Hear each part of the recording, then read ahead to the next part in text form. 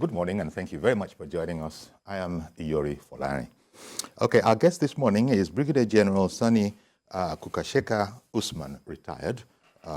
He's the strategic communication expert and the former director of Nigeria Army Public Relations. A fine morning to you, General.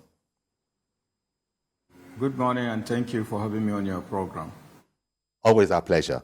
Okay, then. We wanted to, just tap into your, expertise on the question of banditry and terrorism, which, those two terms have become familiar to most Nigerians. But then this time, we're talking about the resurgence of it. Apparently, there was a lull. We sort of had a break, the armed forces and other people that are combating it. But now there is a resurgence, and we're hearing dark news once again. What would you say, General, is bringing this about? Well, I think what I want you to understand is the fact that security challenges are always fluid and dynamic. And if you are thinking of resurgence, you also have to look at the, where we were coming from, particularly about 8 years ago or more. We have had instances, this terrorist group, particularly the Boko Haram, as it were, had a effrontery to covet territories of the Federal Republic of Nigeria. And as of 2015, I think they are occupying about 15 local government areas. And now it is not so. And if you recall, almost every symbol of democracy and security has been desecrated. Take, for instance, the attack on the United Nations building in Abuja, which is the federal capital, the seat of power of Nigeria. Of course, Mogadishu Cantonment, otherwise known as Abacha Barracks, and Louis Edet House, where the police headquarters is located, and so on. And you look at the Nyanya bus terminal, the Madala Catholic Church, and all the rest of them. Now, as a matter of fact, the number of checkpoints within Abuja, which is the seat of power of the government of Nigeria, were unprecedented. But now no more checkpoints. Yes, we have security challenges. So when you are talking about resurgence, you look at it from that context. And you will have to understand that we have recorded tremendous progress in terms of counter-insurgency and counter-terrorism campaign against the terrorist group of Boko Haram and, of course, their affiliates, ISWAP and Ansarudin. So the problem we are having about security challenges, and unless we face it squarely, there is this lack of synergy in terms of a whole society approach, not just a whole state approach. The response to it mostly was kinetic, the deployment of the armed forces and the security forces that have been doing marvelously well. But when you are dealing with insurgency, and when you are dealing with terrorism, if you are putting it on 100%, the total military effort or the security effort of it is just between 35 to 40%. So what happened to the 60%? And unless we go back and deal with the issue of the 60%, the whole society approach will continue to be having this problem. Now, if you look at the Nigerian society, we have 3 tiers of government. You have the federal, you have the state, you have the local government. Now, only 2 are working. The local government system is not working, which is supposed to act as a buffer them dealing with all the security challenges that manifest themselves, that escalate to this extent. Take, for instance, all the security challenges, they belong to a particular state, particular geopolitical region, particular local government, if care is not taken to a particular community or particular district. Now, had it been that the local government system is working, we would have been more proactive dealing with issues before we lump them onto state government. And the channel of communication is always widening. And there is no way you can be there is no way you can have development without security. And unless we have security, and security cannot be guaranteed unless you have a whole society approach in which every citizen, regardless of his or her disposition, has a role to play. And thankfully, we have the national security strategy that outlines responsibilities and duties, but who coordinates that? And to what extent have you empowered the citizens to contribute meaningfully towards the security of this country? So that is why you are looking at it from that perspective. But invariably, we have made substantial progress in terms of security challenges, but there is room for more improvement so that Nigeria will be better secure and so that we have peace, more peace and development in this country. And unless we go back to that, we will just be moving around in cycles. Well, so as you say, General, in addition to, of course, there are those who constitutionally are charged with engaging with these threats, but you just said in there that until there's a whole societal approach so that everybody has the consciousness of no to this, you just described what we can look forward to. But how about instances where we're surprised? When we talk about terrorism, banditry, we tend to look in certain directions. But only the other day, I think it was yesterday, the U.S. Secretary of State, put out a statement that a U.S. government convoy was attacked by unknown, people in Anambra. Well, that might have come as a surprise to people because you don't really know what is motivating these people who do those kind of things. One attack, because maybe we'll come to that in relation to what you said earlier, but take the latest instance, perhaps, which is the unknown persons attacking a U.S. government convoy in Anambra. They say they were on the way to, to a U.S. government-sponsored erosion control, project, and then they were attacked. That must have been surprising. Well, it could be surprising, but I don't think it is. Why? Because if you look at what had been happening, especially in the southeastern part of this country, in fact, people were so afraid, the militant or the secessionist group. You remember the sit-at-home order and, the attacks on public properties, particularly, the electoral body, police stations, and we have lost substantial number of security personnel, military and police, due to the activities of this so-called unknown government. And that is where the problem lies. And, the media in itself has a critical role to play. There is no Nigerian that is unknown. Just like I earlier mentioned, these security challenges emanated from particular community, particular local government, particular state. So why are we living in denial that people are unknown? Now I believe that they have the effrontery to attack foreign nationals, the United States, convoy.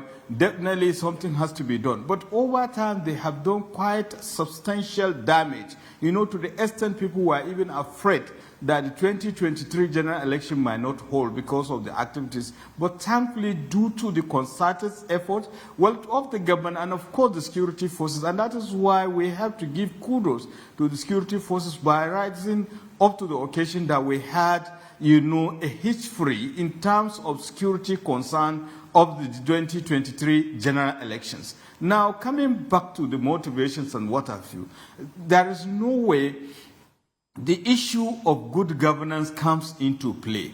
Why? Because had it been that, the local government system is working, the issue of corruption is not there, we wouldn't have had all these things. And there is a popular saying among the Hausa community that whenever you see a grown-up old man, a grown-up useless man, so to speak, definitely it is a young, useless man that has grown up. Most of these people, we know them, we know their antecedents over time. And if I may relate it with the banditry and all the kingpins of the banditry and kidnapping gangs in the Northwest, North Central, and so on, were known criminals over time. The society tolerated them, and now the AK-47, and of course modern technology has made their crime more sophisticated as it is. So the same thing with what is happening in the South is they know them. They were a group of youth that were misguided.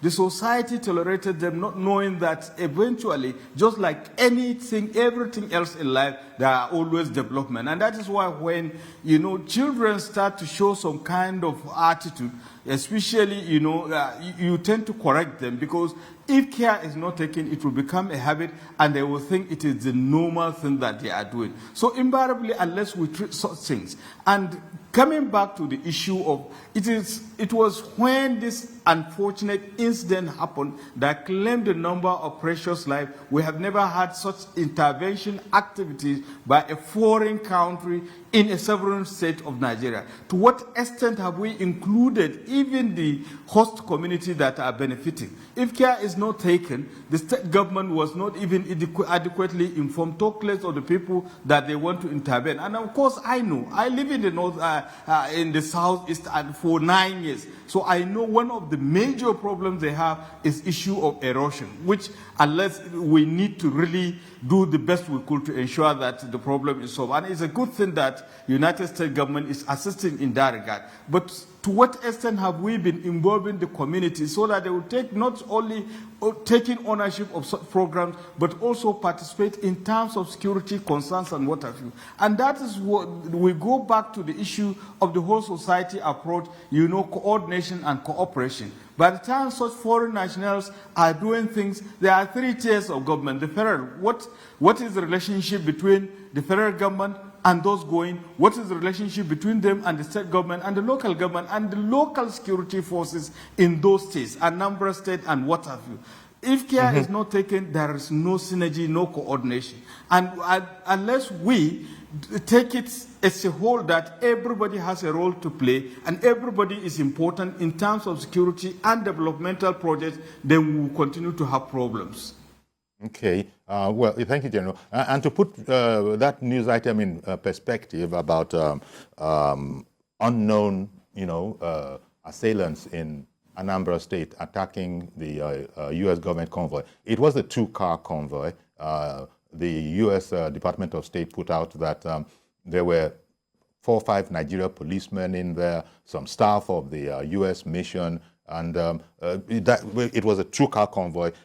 But just to put it in perspective, because a convoy could be a number of vehicles. But then I take, I see what you've said, that to what extent did we involve the locals, so to speak, in all of this? So that goes back to what you were talking about earlier about, look, we need to have a sort of a holistic approach.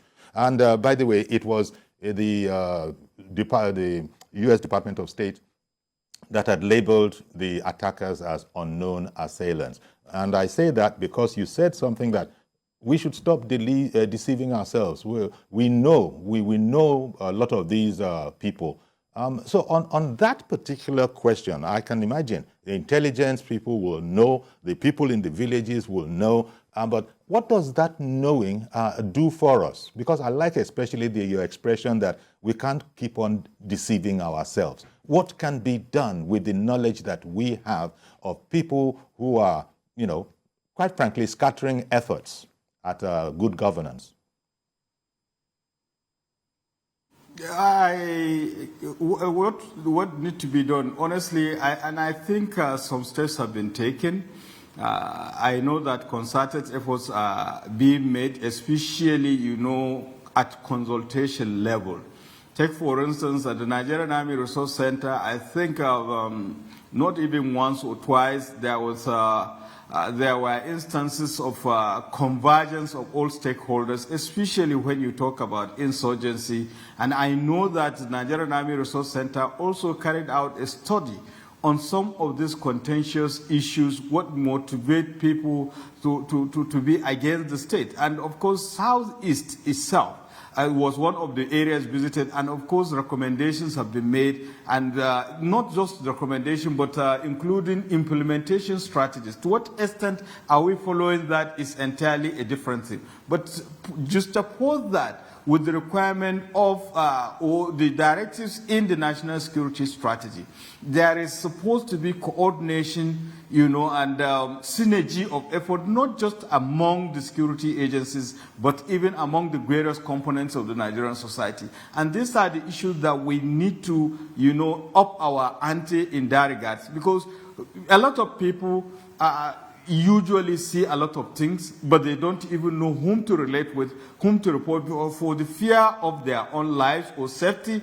and the fact that there is this nonchalant attitude, so to speak, on the part of those responding, that today you have reported a crime, and of course the criminal has been apprehended, but in 2 days' time you will see him on the street, and the next thing he will even target you for elimination simply because of some kind of extraneous variables. Now we have to invest heavily more on the training, and in fact not just training, we have to critically evaluate our policing system to make the police up and doing, not in terms of just responsibilities, but we have to think of their training, we have to think of their equipment, and looking at the policing system in the 21st century for a developing state like this. But again, the citizens themselves, there should be continuous security education. It is not just security education. We have to look at the security in the context of the present day dynamics.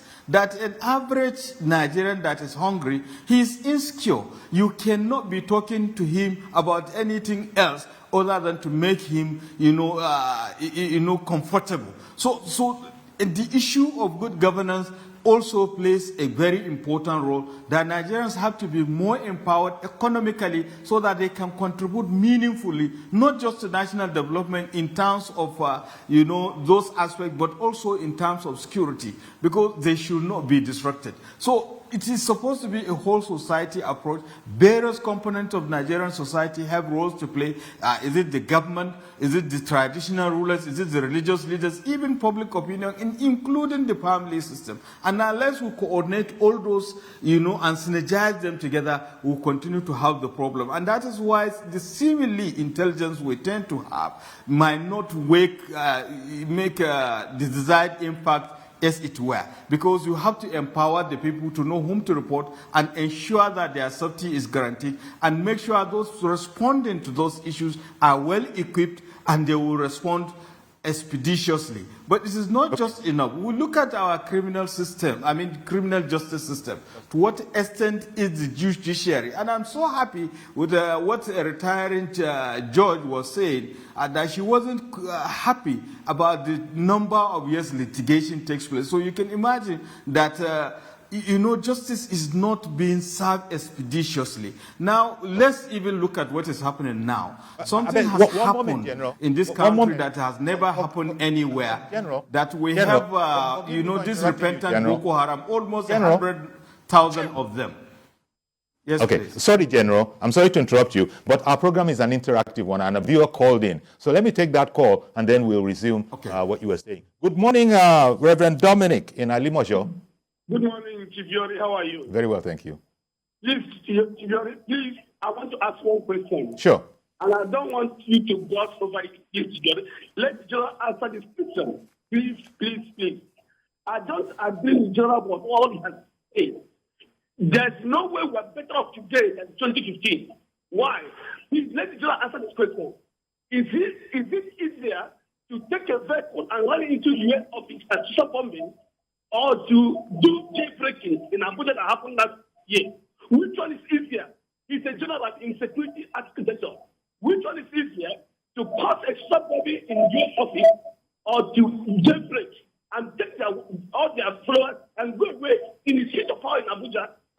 Is it easier? Reverend, stay with us. Stay with us, please. General, did you hear that question clearly?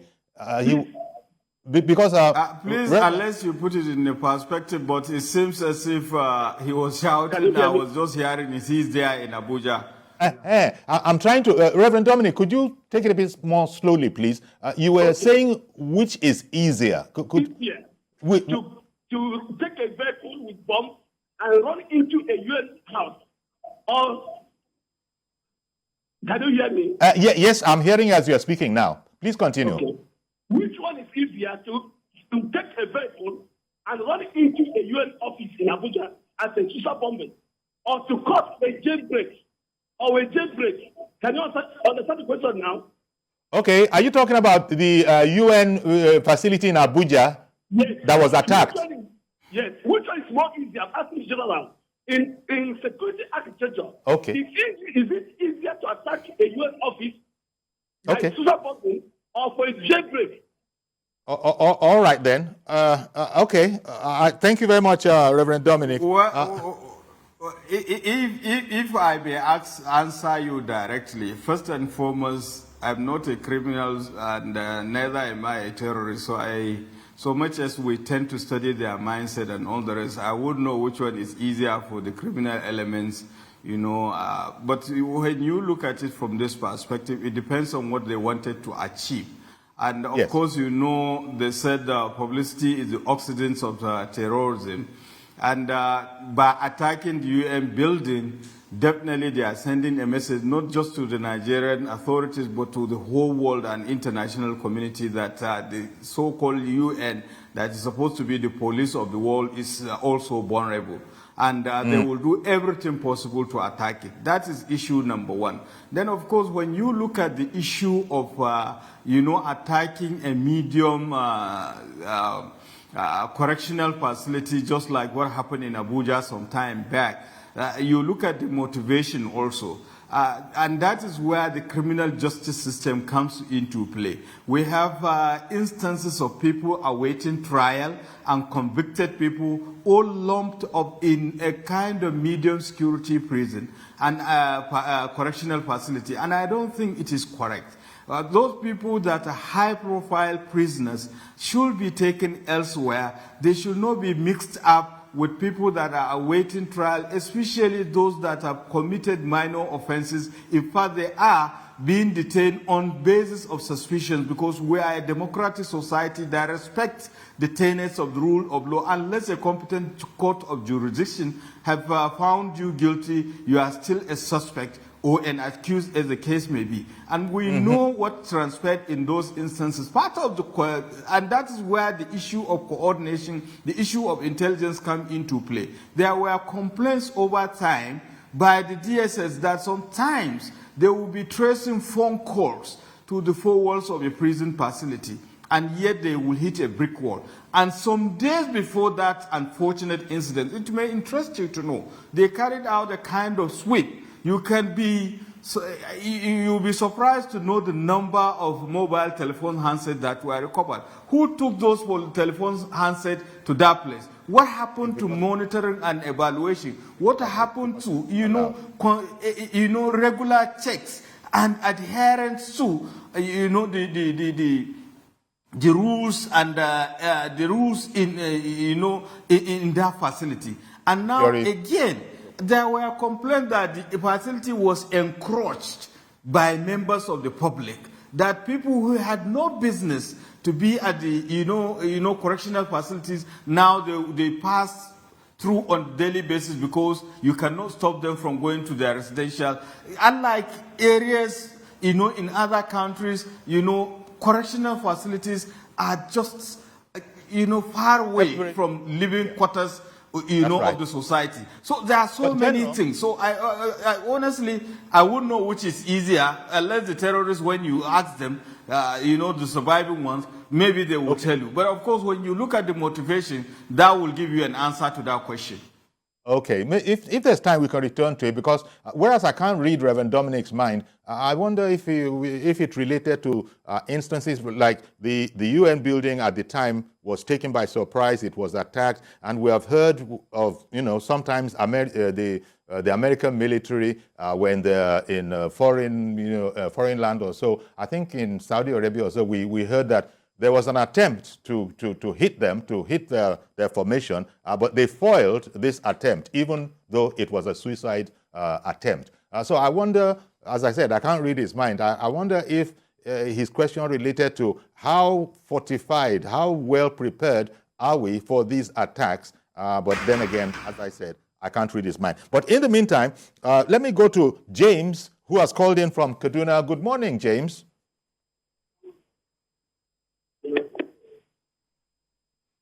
James, can you hear us? We're ready for you now. Please go ahead. Well, it looks like there's some problem. Morning. Oh, okay, good morning. Let's try. Good morning. Good morning, James. Go ahead. Go ahead and speak, if you will. I'm speaking on the attack on the Chia last 2 weeks ago. Good morning. I'm speaking on attack on Kachia. Good morning. Okay. The attack on Kachia, that many people are being kidnapped and nobody says anything. Okay, the attack on Kachia. Okay. We don't even know how many people are being kidnapped and how many people are being rescued. Okay. So we haven't heard from anything, and nothing has been shown on the TV or any platform of social media. But you, as a resident, you are aware. Yes, to show that, okay, something has happened like that. So we haven't heard anything from the national and also the platform of internet. Okay, James, I think I got your question. General, there you go. You just heard him. Why haven't we heard as much? Yeah, I heard him quite right. And I really commiserate and sympathize with not only him, but the people that were affected by that unfortunate incident. And that is the problem. Let's even go back to what happened to in Anambra State 2 days ago.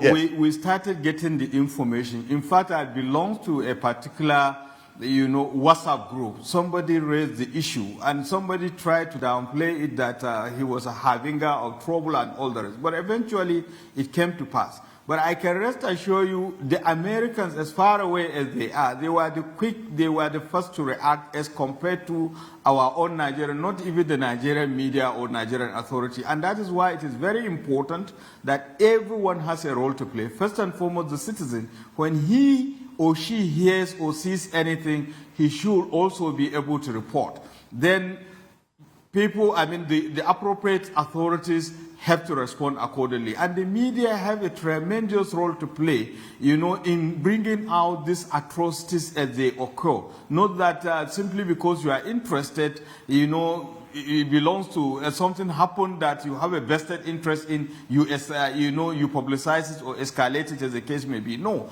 it should be treated equally. But then at the same time, we have to give kudos to the authorities of Kaduna State, simply because over time, on quarterly basis, on routinely basis, whenever things of that nature happen, they always come out, to brief the public. I know that the Commissioner for Internal Security and Home Affairs has always been very proactive.